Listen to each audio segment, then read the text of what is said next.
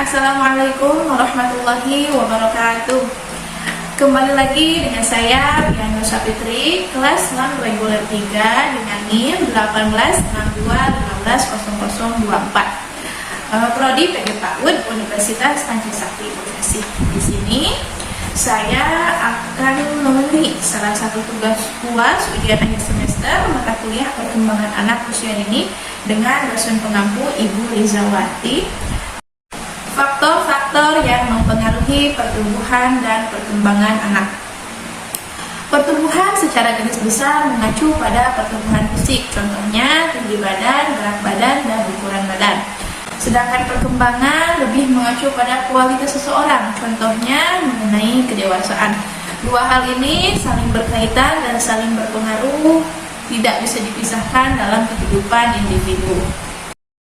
Berikut faktor-faktor yang mempengaruhi pertumbuhan dan perkembangan anak, salah satunya yaitu dari faktor genetik atau faktor keturunan. Beberapa penyakit bawaan, contohnya diabetes, obesitas, dan lain-lain juga dapat diwariskan secara genetik. Yang kedua, faktor lingkungan. Bisa dibilang lingkungan memainkan peranan yang penting dalam perkembangan si buah hati. Beberapa faktor lingkungan yang mempengaruhi perkembangan anak meliputi lingkungan fisik, kondisi geografis tempat tinggal, lingkungan sosial, serta hubungan anak dengan keluarga dan teman sebaya.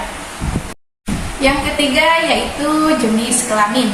Jenis kelamin anak merupakan faktor lain yang mempengaruhi pertumbuhan serta perkembangan fisik anak.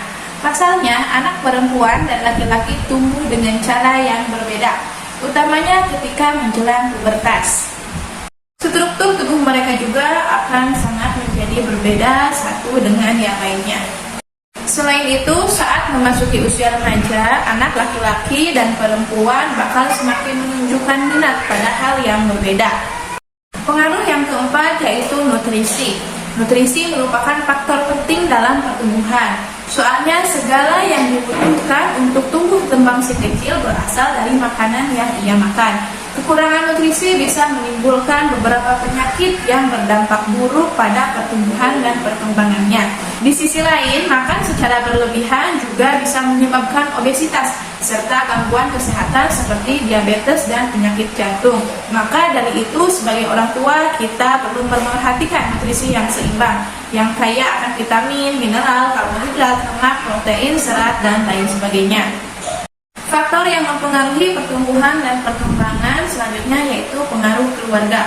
Keluarga bisa dibilang memiliki pengaruh yang sangat penting untuk menentukan cara mereka berkembang secara psikologis dan sosial. Anak yang dibesarkan dalam pola asuh orang tua yang penuh kasih sayang akan menjadikan anak sebagai individu yang sehat secara mental. Selain itu, anak yang dibesarkan dari pola asuh keluarga yang negatif akan berdampak negatif pada anak tersebut. Anak juga bisa tumbuh menjadi sosok yang tidak matang secara emosional.